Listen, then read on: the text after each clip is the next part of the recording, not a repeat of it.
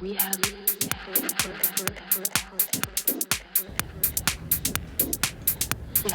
here tonight at the Old Court in Windsor, and we're here to interview the Shaker himself, Mr. Pete Bones. Come on, let's go and do this.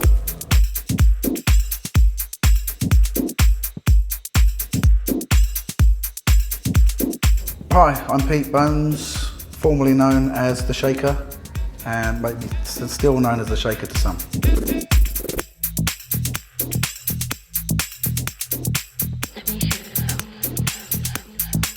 So the Berkshire Blag, 3 DJ friends got together, thought it would be a good idea to set up a Facebook page that kind of told everybody about the highs and lows of clubbing and the contribution that Berkshire DJs made to the clubbing scene in this area. So Windsor was quite instrumental in the early house scene from the 80s. It spawned Andy Weatherall and Terry Farley locally, who were the pioneers of what became the Balearic and house scene.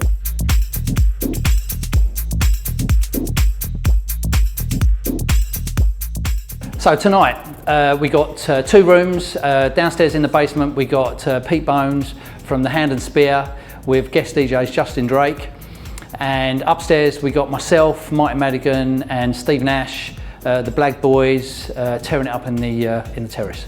I started playing at the Hand and Spear, I think it was 91.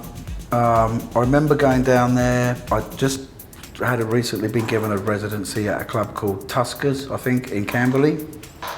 So I thought I was like, you know, big man in town. And I went to the Hand and Spear and said, I know you've got like a bit of a house music vibe going on down here. Can I do a night? And the fella was like, yeah, maybe. Give us your number, I'll call you back. So he called me back a couple of days later and saying that the guy who was doing the Tuesday night was going to get kicked out, and would I take over that? And that's how it all started. So when we started, there was probably 20 people and a couple of dogs in there, and within about a year, I think we were doing about 1,400 people on a Tuesday night.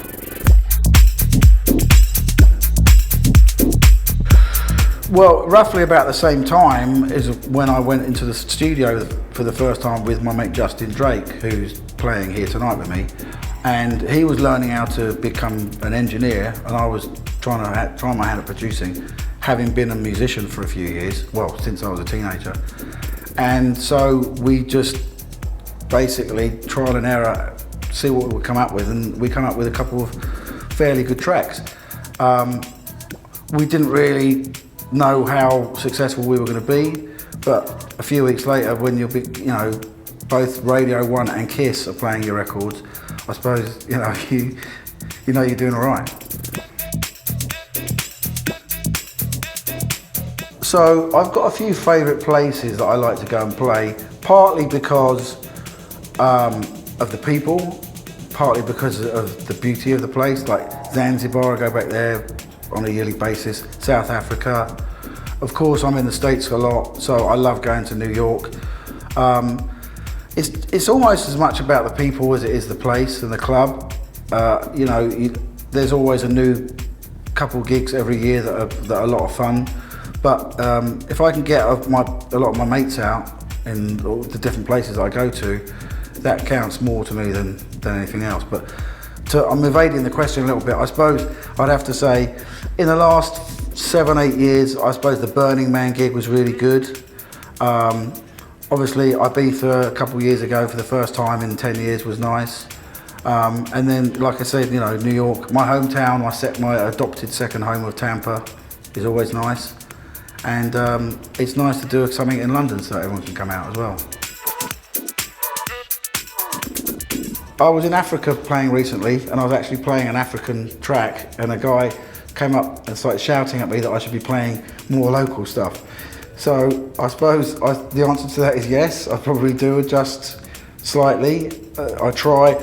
I mean, it doesn't get to the ridiculous point of only playing American tracks in America, but I try and think about what the local people would want if there's a strong local following in wherever I'm playing, you know. But no, I like to think that people are going to book a DJ based on what he's known for doing, rather than something that they're going to try and make him change. if that makes sense. So I've always got my style. It changes when I want it to change, rather than when someone else does.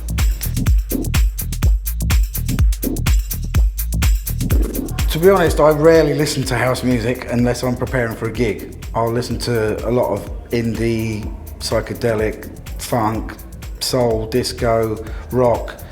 I go to a lot of festivals. I rarely go to the dance areas because I guess that'd be a busman's holiday, you'd call that. But I do get a lot of influence from that stuff. I like to, there's a strong 80s synthy kind of vibe in what I've been making lately. A bit more of a sort of a disco-y, indie sort of rock vibe as well. I've been trying to introduce some more live musicians and some vocals in that. But I think you get, even if you love music, you get bored doing the same thing over and over. So you go through cycles, as does, musical taste. Well, they're not really related. Yeah, I got kicked out of school. I'd already started playing music. I was playing guitar and drums. We had a band. The fact that I got kicked out of school possibly was only linked in as far as I was on a path of music and being a slight rebel and being a bit of an upstart and all the things that come with that. Probably might not want to talk about in an interview, but my trajectory had changed from going to Oxford and Cambridge and becoming a lawyer to doing something a little bit different. Ugly Bug is dead. Okay. Red Ant is my label now. Ugly Bug was a great thing and I loved it, but I think it became synonymous with a certain type of sound, and I like to change my sound, and so I had to change the label. So Red Ant has been going for a long time, most people know that. And again, I like to change the sound.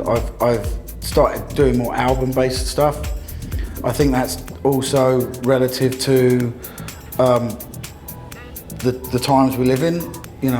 It's different. People like to stream music rather than buy it. So you want to try and get more content out. So I'm trying to do at least 2 or 3 albums a year now, maybe like 9-10 track albums, through Bandcamp and then through Beatport and iTunes and all that sort of stuff. But there's no money in it. However, if people are streaming your music, that's where the gigs come from.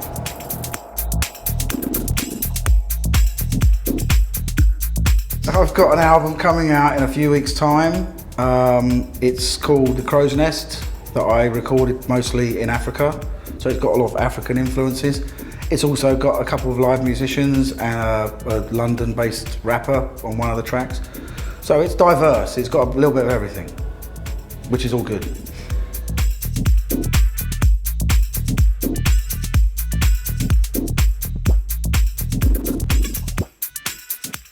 Forever.